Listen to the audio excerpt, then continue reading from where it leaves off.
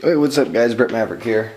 Here's a video that I kind of wanted to do for a little while, but have always, like, even this time, I had started pulling a vac and then I remembered, oh, I should shoot this video. So I'm going to go ahead and shoot it. I'll take a dab and everything, but I'm going to go ahead and talk about what's in the oven. Let me raise the tripod a little bit.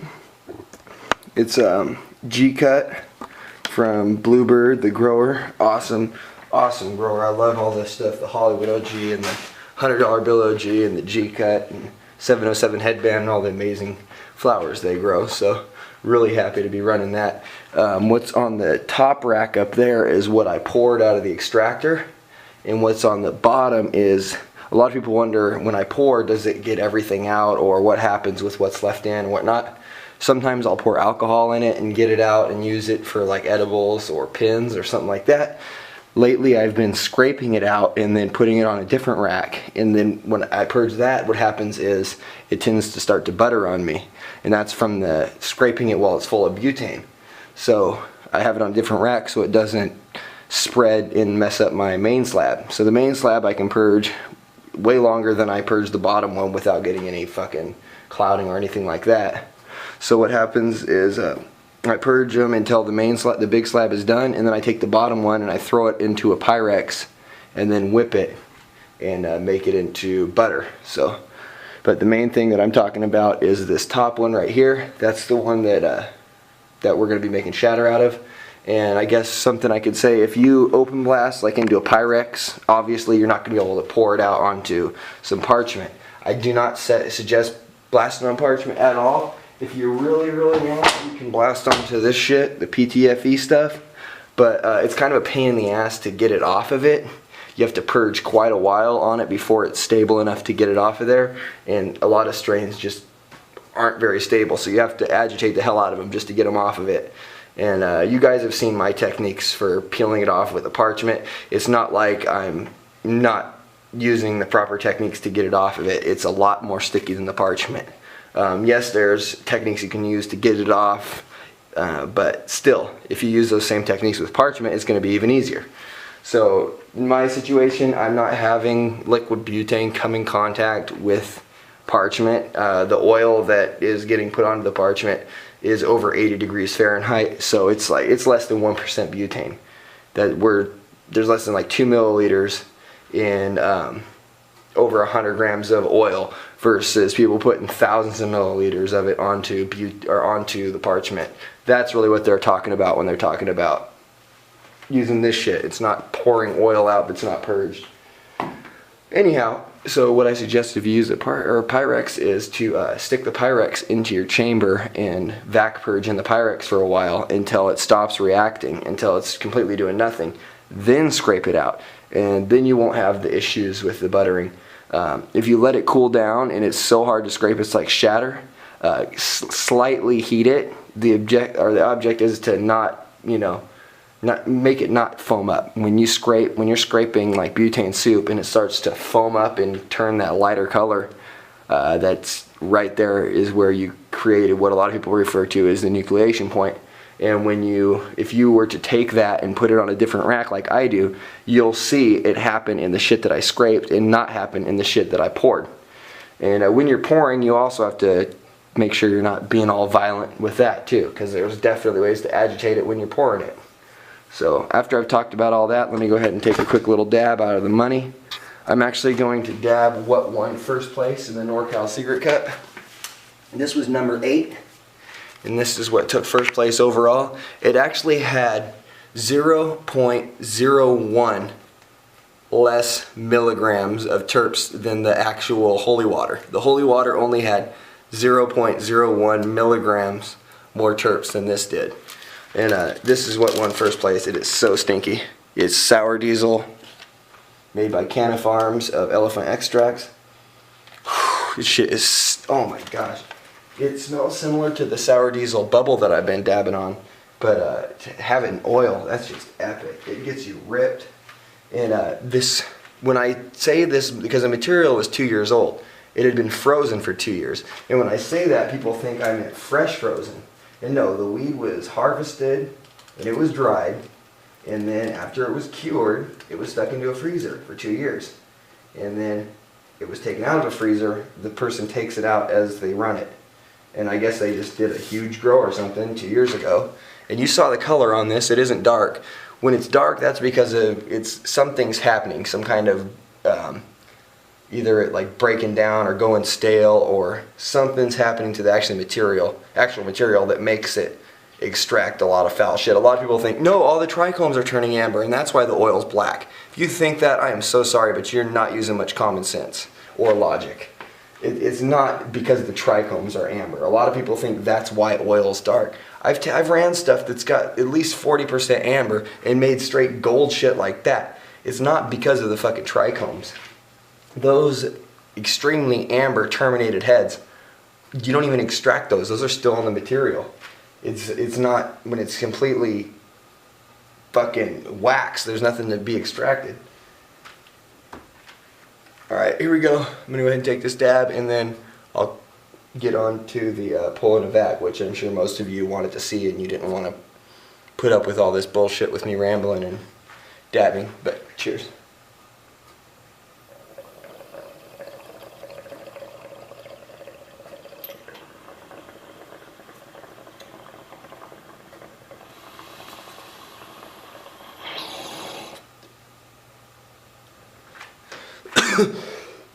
This was ran and de-waxed in the 1 pound sweet leaf, just like I run. So that's pretty cool. So was what's in the oven. So let me go ahead and I'll reset the clip, and then I'll get focused in, and then we'll pull it back. Alright, so here we go. Just because that PID controller, just like the Enel PID controllers, just because it says 89.3 doesn't mean that every bit of oil in there is 89.3. The air in there, actually what that is actually the heat. The actual thermocouple is 89.3. The air in there is roughly 88 to 90 degrees. I thought I wasn't going to be able to find it. So here, let's see.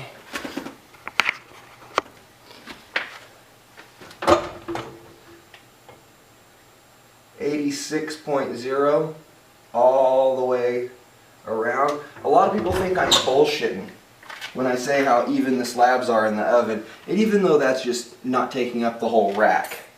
It was 85.5 was the lowest temp, and 86.0 was the highest temp. That's a half a degree throughout the whole slab. That's not that bad. Yes, it's been in here for an hour, and technically I only leave it in for at least 30 minutes before I pull a vac, and that's because I like it to evenly be heated before I pull a vac. It doesn't have to be, it takes, I don't know how long, maybe before this gets up to being about 89 or 90 degrees, it'll probably take like 5 or 6 hours. I don't need it to be the maximum temp, I just need it to be close to that. And while I'm pulling the vac, it'll tell me a lot about if I need to go up or down. So I'll talk about that in a minute. Bottom slab is 87.0 and 86.0 on that little piece. Completely fine with me. It's 2 racks lower. A lot of people have a hell of a time with these ovens, and most of them, well actually every single person that I've seen have a problem with it they either got it off eBay or something, and they have the purple door one with the Celsius PID controller. They don't have the same PID controller as me. The new one that we got, even though it's in Fahrenheit here, like as you see, this one's in metric. Regular gauge is in inches of mercury. 30 inches is 760 millimeters. So when it says 760 torr, that's the same thing as 30 inches of mercury. So, or 29.99, whatever the hell's. And then as you see, the MPa right here, negative 0.1 MPa is the same as negative 100 kPa. So if you look at your gauge, you'll see that. So I'm going to go ahead and close the button, or close the valve right here. So you noticed I wasn't leaving the door open. That's another thing I see a lot of people do, just sit with these fucking doors open. And when you do that, that's probably why your temperatures fluctuate. You really need to open it and close it quick. If it is, anytime it loses some heat, it tries to make up for that by giving it more heat. And when it gives it up more heat, it'll end up overshooting. So if you just keep this fucking thing closed and you keep the ambient temperature relatively not going, like, not 20 degrees colder at night than it is in the day, you should be fine. I don't know why so many people have trouble. Well, I shouldn't say so many people, just loud people have trouble with these, and I don't know what they expect from a fucking $1,800 oven. But yeah, I'm gonna go ahead and reset this clip. And before anybody thinks, anytime I talk about ovens, a lot of people always like to tell me about different companies like Yamato or Cascade Tech and assume I've never heard of them before. So thank you if you were about to tell me about Cascade Tech. Yes, I've heard of them. I'm gonna go ahead and reset this clip, and then I'll go ahead and pull it back. Alrighty, here we go. Let me go ahead and turn this fucking pump on. What's cool is I'll be able to have this, it's a 8 CFM Robin Air, just the regular pump that most people, not most people, I mean it's kind of, the best cheap pump. Another pump that I've had is a 6 CFM Yellow Jacket Super Evac. It was factory rated at 15 microns. This is factory rated at 20 microns. Honestly, I like this one better. Maybe it's because it's 2 CFM quicker. I don't know. But this one's nice. I'm just gonna have it run the 2 ovens, and then by the time we get a 3rd oven, we'll grab one of them Edwards 30. And I think they're only 20 CFM. Just because they say 30 on them, people automatically assume that they're 30 CFM. But I think it's 20 CFM, and we'll grab one of those and run all 3 ovens off of it. But a lot of people like to go and grab more ovens before they grid all 5 racks. I mean, if you don't have 10 racks, then you should be having 10 racks before you go ahead and grab a fucking 3rd oven. I've seen one person with 4 ovens and they only have 2 racks per oven. And it's like, seriously? I can purge 3 ovens worth of your oil in 1 of mine. So that's pretty funny. But here we go. Cheers. It's cool in their situation, they can have them at different temperatures and whatnot.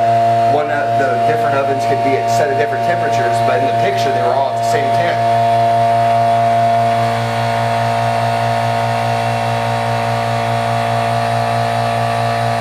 This first pull is very important, and unfortunately I have more runs going in, so it won't be able to last more than about 6 hours before I let it down.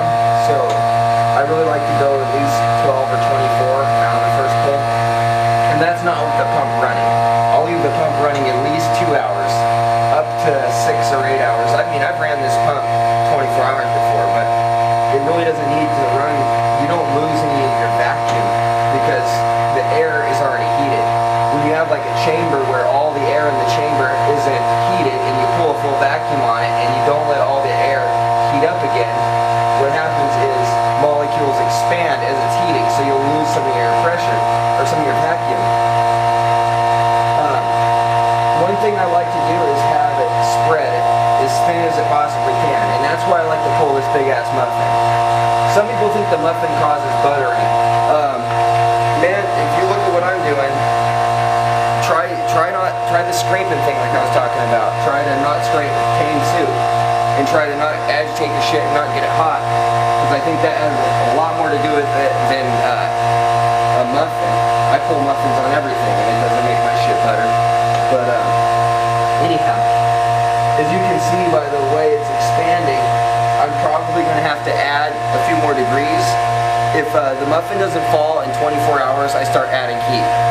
If the muffin falls before I reach a whole full vac, then that means I'm too hot.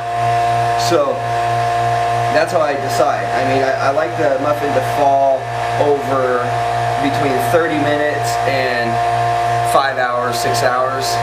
Slowly fall that time, and that's not me letting it out. Another mistake a lot of people make, and I used to make, was once you get to a full vac, it would let the vacuum out and deflate it and let that shit down.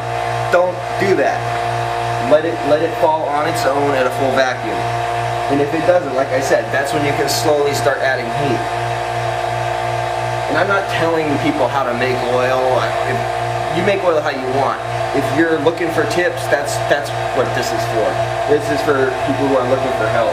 I don't go giving tips to people who aren't asking for it. So just so you know, you can make oil how you please. If you're running into trouble with buttering or you're getting crazy ppms, shit like that, well, maybe you should give this a shot.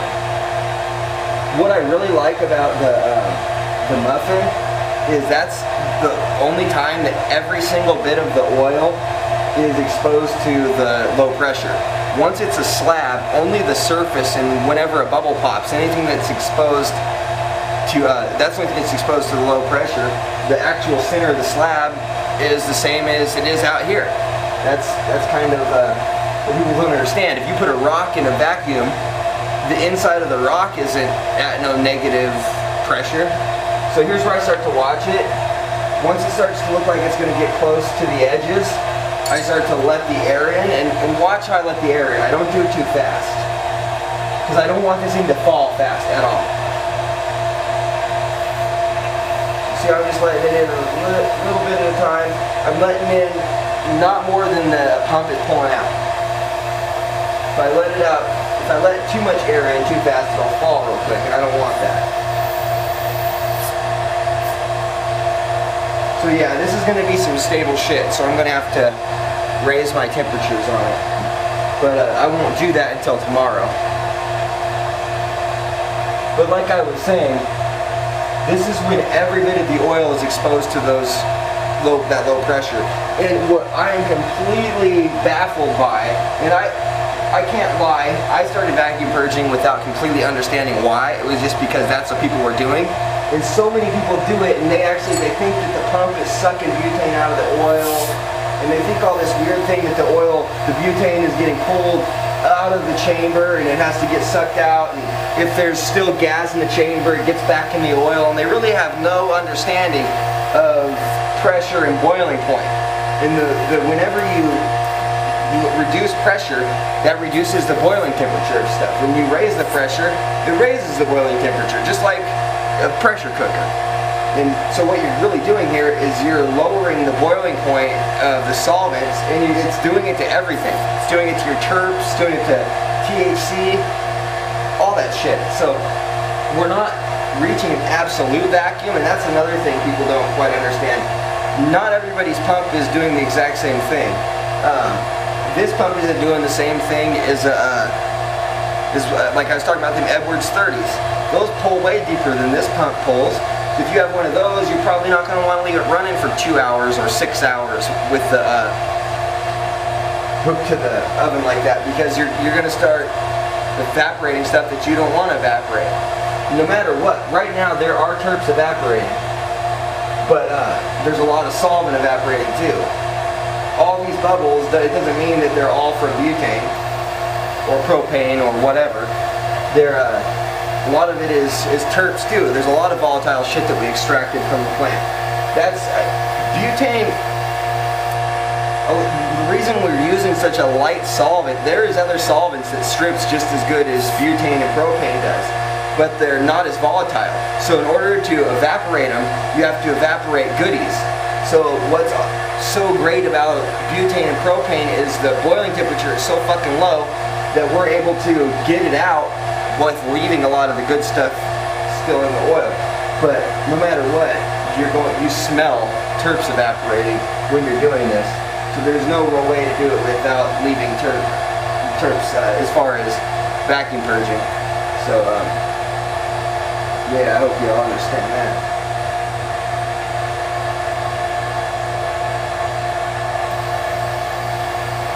Damn, that's a big one. I'm going to reset the clip right quick.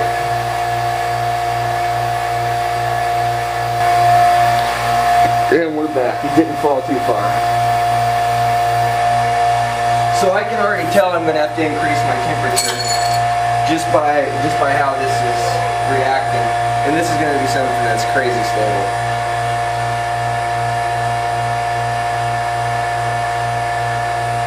The reason I'm letting it down is it's about to fall off the front of this rack right here. The idea is to expand it as far as it'll go, because once it falls on its own, the further it the further out it travels, the thinner it's going to be. If people like Extracted and other people who have really thick slabs, what they're doing is, well, one, Extracted's pooling it. When they have their silicone mats, they actually pinch the corners up so it pools. And they're using a lot of heat too.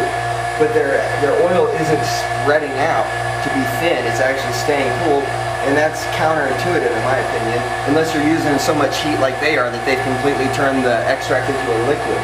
once the extract's a liquid in the vacuum, you can rip everything out of it if you want. But again, that kind of defeats the purpose of vacuum purging. If you can completely heat it to a complete liquid, then why not just heat purge? Everything's going to evaporate out of it.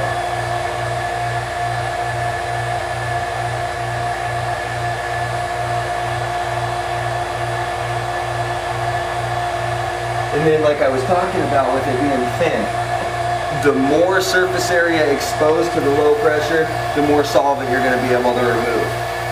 And that's why we flip it over, because the bottom isn't exposed. Once you flip it over, you expose the bottom.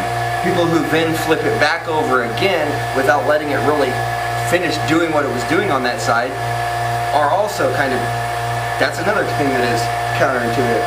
So it's good to really understand why you're doing what you're doing so you can do it properly. A lot of people think it's a fucking recipe and you do something at a certain temp for a certain amount of time and then you do this and then you do that and then it tells you it's this. I used to think that too, and that's why I liked wax, because it told me it was done by waxing up.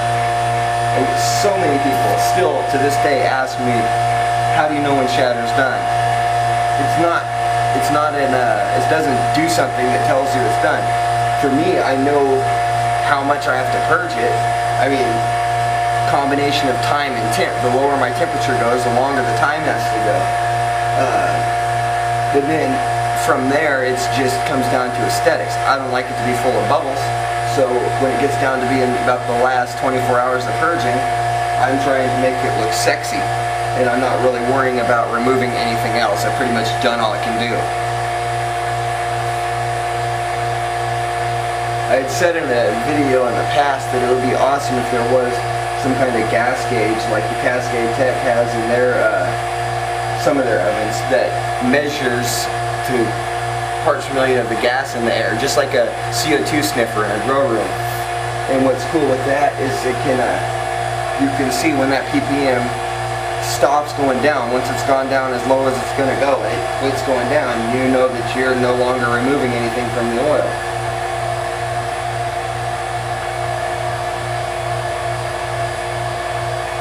I kind of like how slow it gets to a full vacuum versus this. Let's say I had like a 56 CFM pump or something like Pink House, and I could have been here in 10 seconds, and then from there to there we take another 30 seconds or whatever.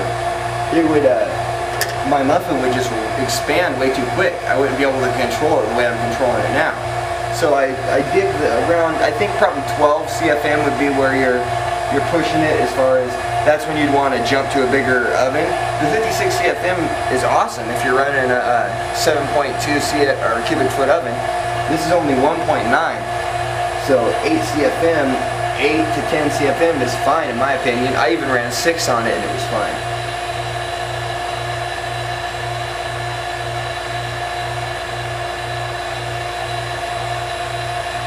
There we go.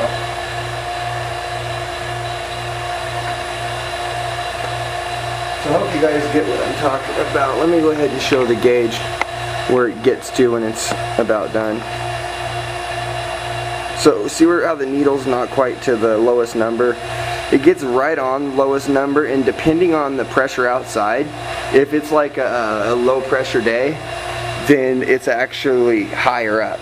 When it's a high pressure day, then it goes down. Let me think if I'm right. Yeah, high pressure day, I'm able to actually get it lower, and then a low pressure day it goes up. It's kind of funny, when Extracted took the picture of theirs being super low, it was the hottest fucking day, and you know, no clouds or anything. When you have it's really cloudy or raining or anything, and you have the low barometric pressure, that's when it's harder to pull the needle down as far. But when you got really high barometric pressure, it's really easy to pull that fucker down. So that's something to pay attention to if you have an oven. Look at your needle. Notice the pressure. And another thing, we're about 300 feet, 250 to 300 feet off sea level. We used to live about 15 feet above sea level. So now that we're higher up, it's another thing. It's harder to pull it. It doesn't go as far down. When you're up in Denver, you never get it there. It'd be up maybe to the, see how it says 700? We're at almost to 760 right now. We're at probably 755. Where it says 700, it'd probably be up at 600. or something, so that's crazy. So here, as you can see, I guess I am at a good temp. So I'll go ahead and stay where I am. It was able to fall on its own. It hasn't completely turned into oil, but it's right around where I would probably, if it fell before, like say before my line was there, and plus I had to let some shit out a few times. So when you do your first initial pull and it falls like that, and if it did this before I got to a full vacuum on my first run, where if I never had to let any air out, then technically I would have been way too hot. But I'm probably right around ideal.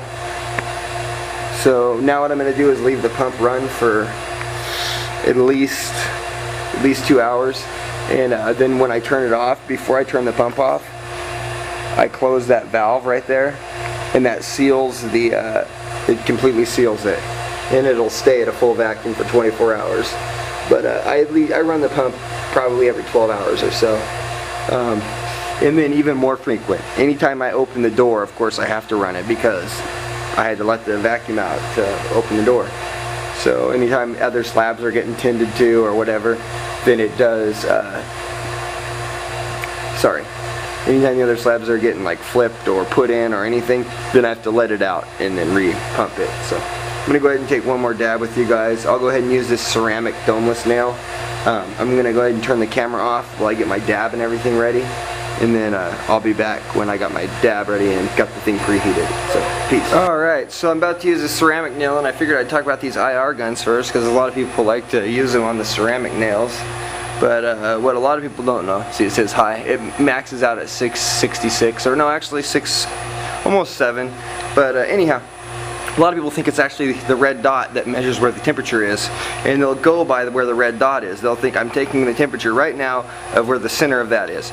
They don't know the red dot isn't doing shit. The red dot comes out here at the bottom, so you see I'm covering the red dot up, and it still says 620.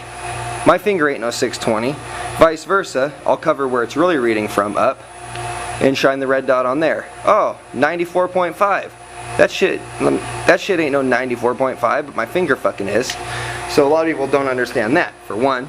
Two, they always talk about on the e-nail, shining it on the e-nail, what temperature it says and all that. They don't understand is, unless you're using this same one from AutoZone, yours is probably at a different amnicidity rating, which is kind of like a calibration for measuring different like metals and shit. So let's see, the full melt one that people are always like, why is it so high? It says 900 degrees. Well, really it is 592 degrees. And then let's go over here to the actual e-nail one, the e-nail head, and this one is 484 degrees. So that's how hot they really are, and no, that's not how hot the oil actually is. That's how hot it's on something that's that hot, but the oil actually isn't being heated to the same temperature as the actual titanium. It cools it down the instant it fucking touches it, and it doesn't heat it up to that actual temperature. It vaporizes before it reaches that temperature. Let's see where we are now. I like to touch it right here on this little, like, people like to call these millis, but again, they're marinis. A milli has to have look like 1,000 flowers. That's what millifiori means. So it says 446, 448, and even though the dot is shining down there, I'm taking the temperature of the actual nail surface.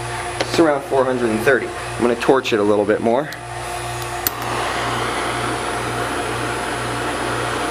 I have a pretty big worm dab to conquer. I had to locate it too. I don't know where oh yeah, I found it. These you got to be really careful that you heat them up evenly. You may wonder why I'm blowing the torch straight down on the nail like a noob. That's actually how you're supposed to use these. You're not supposed to heat them from one side or from the bottom or anything like that, because it's pretty frail as far as, like I talk about, stuff that when molecules get heated they expand, when they get cool they contract. So when you're heating this, what happens is some of it expands and some of it doesn't, and then it cracks. So you have to evenly heat it, just like when you're working with glass. Oh shit, my battery's about to die. Hopefully I can fit this fucking dab in the clip.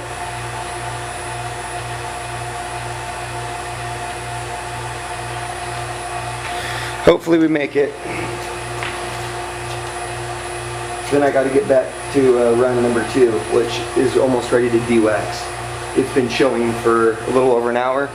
Once it gets to 90 minutes, I'm going to let it filter. So let me see what we're at as far as temperature goes.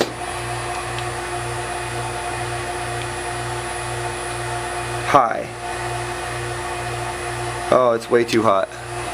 Damn it, I hope we don't run out of battery. These things take a grip to cool down. Now I'm wishing I wouldn't have heated it up more.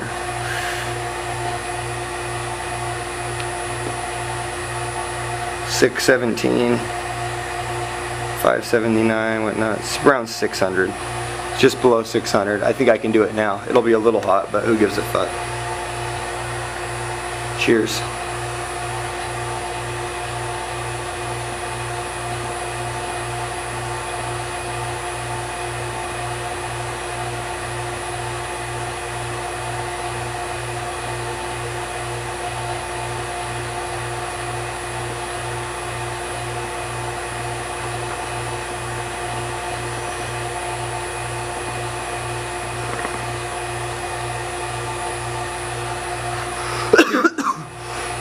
That ended up being perfect.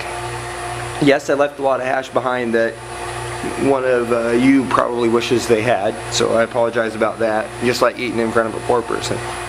Only I know you're not poor, it's just this is awesome hash, and it's not as easy to get your hands on. Some of you got it, a lot of you don't, and I wish everybody could have it, but people are always telling me how it's so hard for them to find, and I feel bad for you guys. I'm not being an asshole. I genuinely feel sorry. That sucks. But alright guys, I'm gonna stop the clip, and that's it. Get to work. Maybe I'll edit it tomorrow. I don't even know if it'll get uploaded, but peace. Hope you guys enjoyed it.